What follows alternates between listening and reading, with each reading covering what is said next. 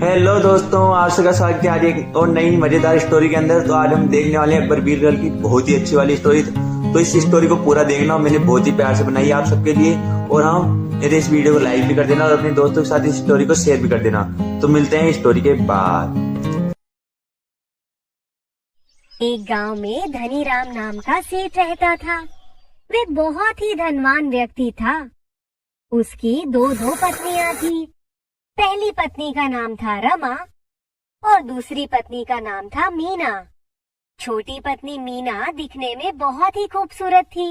उसके काले घने बाल थे, उसकी सुंदर नीली आंखें थीं। पर बड़ी पत्नी रमा ज्यादा आकर्षक नहीं थी, इसलिए सेठ मीना को ज्यादा प्रेम करता था। रमा दिल की साफ और शालीन औरत थी। वह घर के सारे काम करती थी, लेकिन मीना पूरे दिन भर शीशे के आगे बैठी रहती और सचती रहती। एक दिन धनीराम ने अपनी छोटी पत्नी मीना को आवाज देते हुए कहा, मीना, ओ मीना, जरा यहाँ आना। परंतु तब मीना अपने बाल संवार रही थी, तो उसने सेठ की आवाज सुनकर भी जवाब नहीं दिया। जब मीना नहीं गई तो रमा सेठ के पास गई, तो सेठ ने उसे देखते ही कहा, मैंने मीना को बुलाया है, तुम क्यों आई हो यहाँ? मीना अपने बाल संवार रही थी, तो मैं आ गई। कोई काम है तो बताओ। तभी मीना भी वहाँ आ गई और आते ही रमा पर चिल्लाने लगी, मुझे आने में देर क्या हो गई? तुमने तो मेरी शिकायत करना ही शुरू कर दिया। नहीं नहीं, मैं तुम्हारी शिकायत नहीं कर रही थी, मैं तो बस। हाँ, वो सब मुझे पता है, चापलूस कहीं की। हाँ। उन दोनों में झगड़ा बढ़ता देख धनीराम ने रमा से कहा, अरे रमा, तुम ही रहने दो, क्या छोटी छोटी बात पर झगड़ा शुरू कर देती हो? जाओ मेरे लिए एक गिलास पानी लेकर आओ।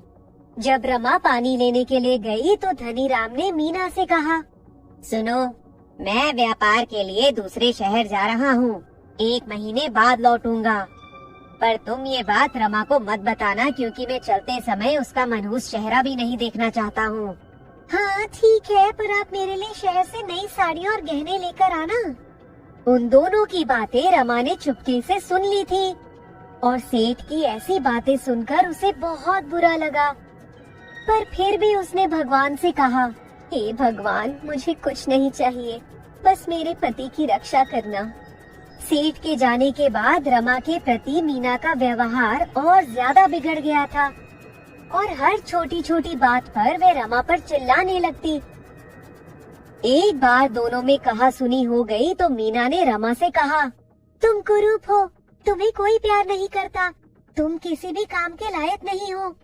मीना की ऐसी बातें सुनकर रमा बहुत ज्यादा दुखी हो गई और घर छोड़कर जंगल में चली गई। जंगल में जाने पर उसने एक पेड़ देखा जिसके नीचे कचरा पड़ा था। तो रमा ने कहा, ओहो, इस पेड़ के नीचे कितनी गंदगी है, मैं यहाँ सफाई कर देती हूँ। और रमा ने जैसे ही सफाई की तो वह पेड़ बोलने लगा, तुम एक नेक दिल इंसान हो, तुम्हारे सारे दुख इस कचरे की तरह साफ हो जाएंगे। इस पर रमा ने पेड़ को शुक्रिया कहा और आगे चली गई। आगे चलने पर उसने एक केले का पेड़ देखा जो केलों के भार की वजह से एक तरफ झुक गया था। ये पेड़ तो झुक गया है, इसे सहारे की जरूरत है। उसके बाद रमा ने एक लकड़ी लगाकर झुके पेड़ को सहारा दिया तो वह पेड़ भी बोलने लगा, जैसे तुमने मुझे भार की वजह से गिरने से बचाया है, वैसे ही तुम भी हमेशा दुखों के भार से बची रहोगी। रमा ने केले के पेड़ को भी शुक्रिया कहा और आगे चली गई। आगे चलने पर उसे एक पेड़ दिखा जो लगभग सूख चुका था। अरे, इस पेड़ को तो पानी की जरूरत है, नहीं तो ये सूख कर मर जाएगा।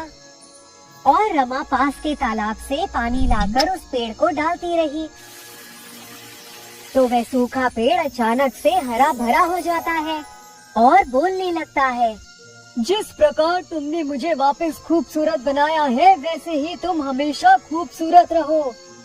जाओ पास के तालाब में डुबकी लगा कर आओ। और रमा ने पेड़ के कहने पर तालाब में डुबकी लगाई।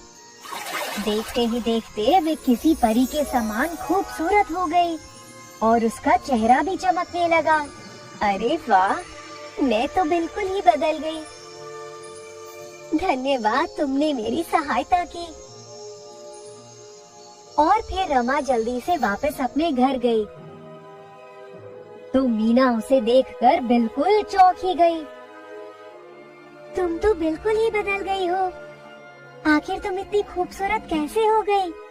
तो रमा ने उसे सारा वाकया सुनाया तो मीना ने कहा, मैं भी वहाँ जाऊंगी और तुमसे भी ज्यादा खूबसूरत जादुई चेहरा लेकर आऊंगी। हाँ। उसके बाद मीना रमा के बताए रास्ते पर जाती है तो उसे भी वही पेड़ दिखते हैं पर उनकी तरफ ध्यान नहीं देती। तो एक पेड़ ने खुद मीना से कहा, मेरे आसपास बहुत कचरा पड़ा है, तुम थोड़ा साफ कर दो। तो इस पर मीना ने कहा, मैं यहाँ कोई सफाई करने नहीं आई हूँ, तुम बस मुझे उस तालाब का पता बता दो जो जादुई चेहरा देता है। और इस तरह मीना सभी पेड़ों को उनके काम के लिए मना करती गई और तालाब का पता पूछती गई और फिर अंत में वह तालाब तक पहुँच ही जाती है। तो वह झट से उसमें डुबकी लगाती है तो वह खूबसूरत होने की बजाय कुरूप हो जाती है। ये देख मीना चिल्लाने लगी, तुमने मेरे साथ ऐसा क्यों किया? तो पेड़ों ने जवाब दिया, ये तालाब वैसा ही चेहरा देता है जैसा तुम्हारा मन है। तुम एक बुरे और घमंडी मन की इंसान हो। तुमने हमेशा अपने रूप पर घमंड किया है और रमा के साथ बुरा बर्ताव किया है, इसलिए तुम्हें ये मिला क्योंकि तुम इसी की हकदार हो।